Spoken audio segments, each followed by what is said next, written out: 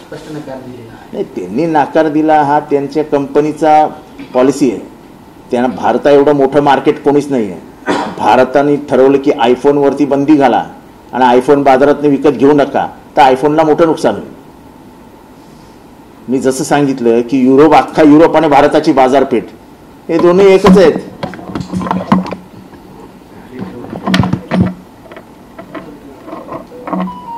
अख्खी युरोपची बाजारपेठ आणि भारताची बाजारपेठ एकच आहे. त्यामुळे भारताने दुसऱ्या उत्पादनाकडे जर आपला मार्ग वळवला तर जे कुक आहेत, म्हणजे ते जे स्वयंपाकी आहेत आईचे आयफोनचे, त्यांना स्वयंपाकाला दुसरं धान्य मिळणार नाही, अशी परिस्थिती आहे.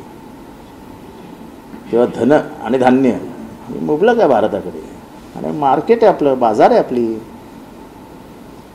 सर, हिंदी में जानना चाहेंगे, डोनाल्ड ट्रंप ने एप्पल के सीईओ टिम कुक को कहा कि भारत में उत्पादन को बंद करें. देखो, टिम कुक को उन्होंने कहा कि भारत में क्यों जाते हो.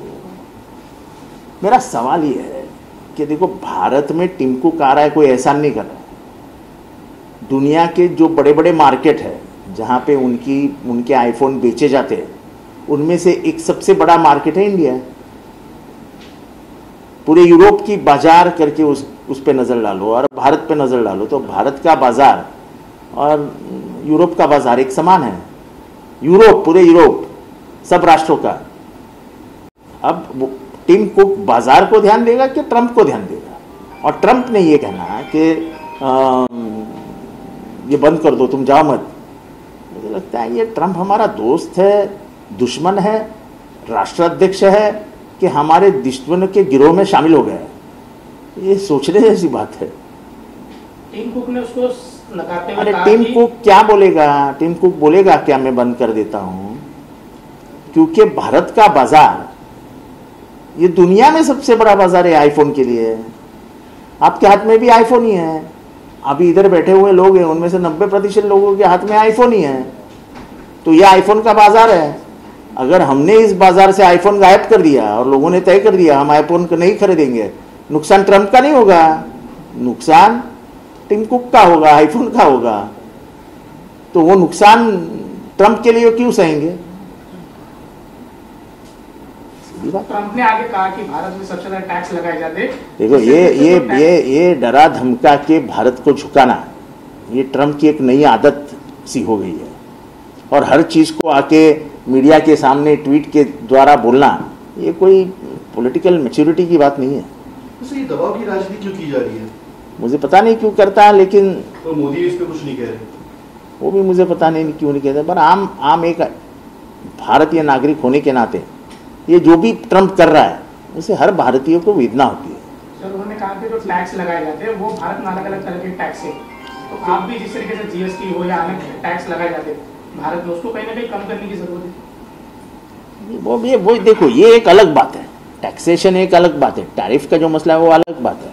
देखो, मैंने पहले जब मुलाकात दी थी तब कहा था कि टैरिफ के माध्यम से, जैसे एक ज़माने में ब्रिटिशों ने पूरी दुनिया पे व्यापार के स्वरूप में कब्जा कर लिया था, वैसे ट्रंप साहब, अमेरिका के राष्ट्राध्यक्ष, ये अमेरिका की दादागिरी टैरिफ के माध्यम से बढ़ाना चाहते हैं. ऐसा मेरा आज भी कहना है.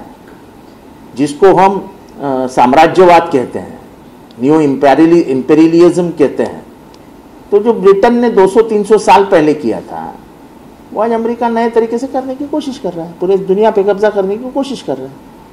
सर, क्योंकि बाइकआउट किया जा रहा है, पर चाइना का मार्केट जो वेपन्स में काफी हद तक बढ़ देखो, ऐसा है कि चाइना को लग के जो गांव है उनके नाम भी बदला जा रहा है, लेकिन भारत सरकार इस पे चुप्पी साध रही है.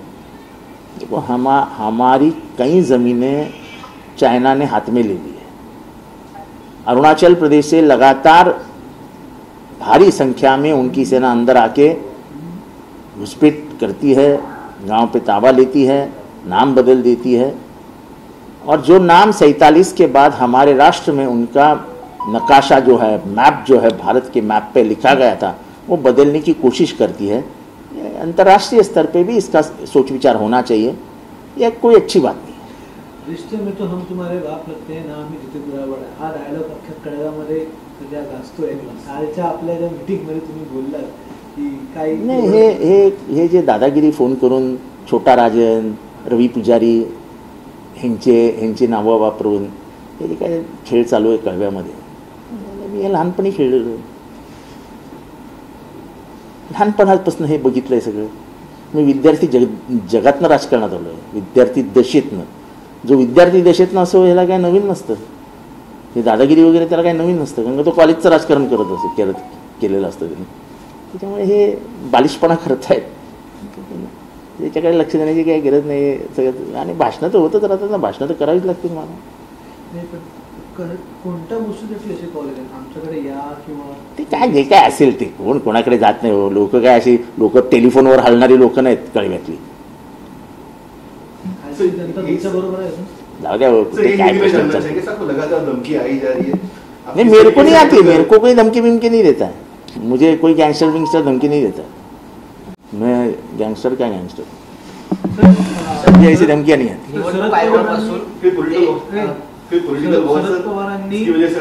शरद पवारांनी ज्यावेळी युपीचं सरकार होतं त्यावेळी शरद पवारांनी नाही, मला मी तेव्हा लहान कार्यकर्ता होतो, त्यामुळे मला इतकी अंतर्गत माहिती नाही आहे.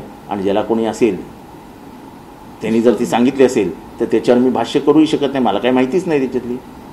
जी मला गोष्ट माहिती नाही ते प्रश्न मला विचारून काय फायदा. आणि मला जे माहिती असतं ते मी कधी लपून ठेवत नाही. सर, निवडणूक आयोगापासून ते देशातील सर्वात खालच्या पोलीस स्टेशनपर्यंत भाजपचं नियंत्रण ठेवण्यास सक्षम आहे असं पी चिदंबरम म्हणतात. ते सगळ्यांनाच उघड्या डोळ्याने दिसतंय, तुम्हाला दिसत नाही. तुमच्यावर नियंत्रण नाही.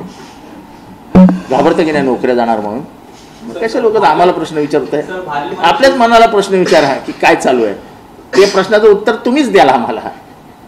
सर, भाजप आणि शिवसेनेनंतर सोमवारी तुमचा देखील महापालिकेमध्ये जनता दरबार असणार आहे. जनता दरबार म्हणजे काय, आता महापालिकेने आपली चांगली सोय केली आहे लोकांना बसण्याची, येऊन प्रश्न सोडवण्याची, तर त्याचा फायदा मी सुद्धा घेणार आहे. त्यात काय, कोणी यावं जनता दरबार घेवा. महापालिकेची वास्तू ती मिळतेच आहे, तर त्याचा वापर करावा. तुम्ही आधी मागितलं जनता दरबार त्यावेळी महापालिकेवर नाही सांगितलं होतं. परवा नाही, मला कोण घेतो कोण घेत नाही याचा काही संबंध नाही. आमच्या अध्यक्षांनी मला सांगितलं की साहेब सोमवारी घेऊया.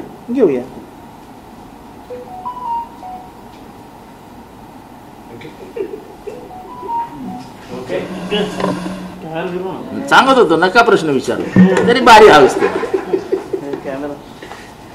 सर, प्रेमच्या बहिणीचं लग्न आहे. हे सॉक्स कुठे रे?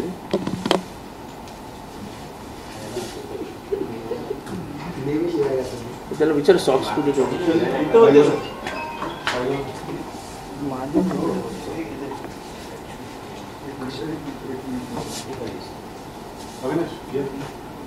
काय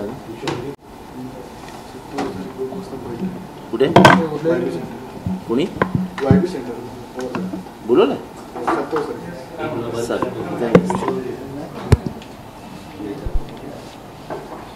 आज काय बैठक आहे? आज MCA ला आज आहे. हो, MCA आज